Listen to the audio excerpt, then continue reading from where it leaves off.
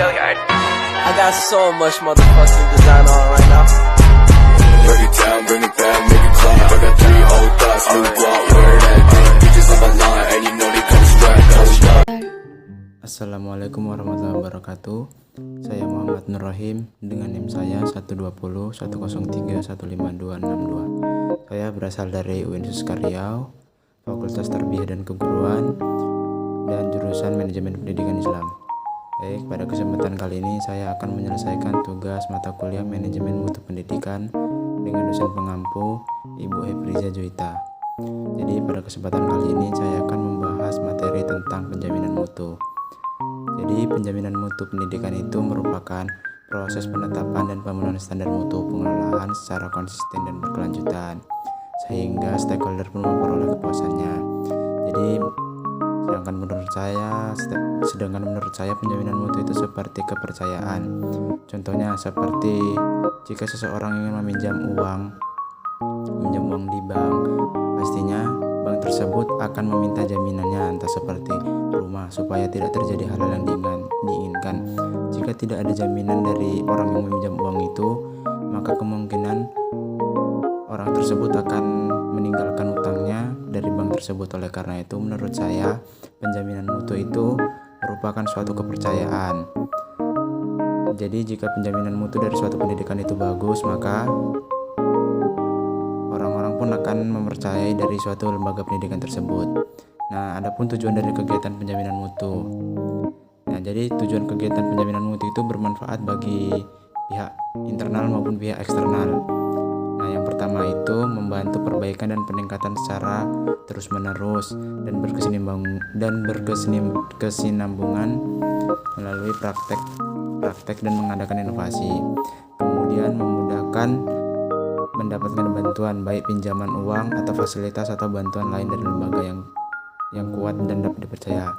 Nah, maksudnya ini seperti yang saya jelaskan tadi. Jadi jika kita mempunyai suatu lembaga pendidikan dan mempunyai penjaminan mutu yang baik, maka akan memudahkan kita untuk mendapatkan bantuan. Jadi pihak-pihak lain pun akan percaya kepada lembaga kita karena memiliki penjaminan mutu yang bagus. Kemudian ada pun tujuan penjaminan mutu yang ketiga, yaitu menyediakan informasi pada masyarakat sesuai sasaran dan waktu secara konsisten. Kemudian tujuan penjaminan mutu yang keempat itu ada menjamin tidak akan adanya hal-hal yang tidak akan dikehendaki. Seperti yang saya jelaskan tadi, jika ada penjaminan mutu, maka dari pihak-pihak luar pun akan mempercayai kita, karena jika terjadi sesuatu hal-hal yang tidak, maka kita sudah mempunyai jaminan tersebut, sehingga pihak-pihak luar pun dapat mempercayainya. Kemudian itu penjaminan mutu itu dilaksanakan dengan mekanisme atau prosedur, dan prosedurnya itu yang pertama merumuskan standar mutu berdasarkan visi dan misi. Jadi sebelum kita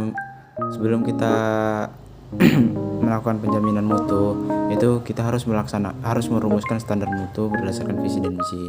Kemudian yang kedua itu melaksanakan standar yang ditetapkan. Setelah kita merumuskan standar mutu yang ditetapkan, maka kita harus melaksanakan standar tersebut. Kemudian yang ketiga yaitu melaksanakan monitoring untuk pengingatan.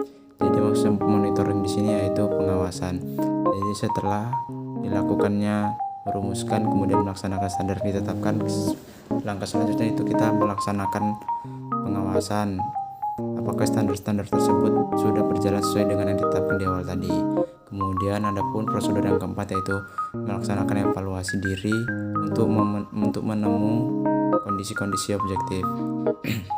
Jadi mengevaluasi ini digunakan untuk kita mencari kelemahan dan kekuatan dari diri kita sendiri atau dari lembaga kita sendiri. Kita harus mengetahui apa kekuatan dan kelemahan.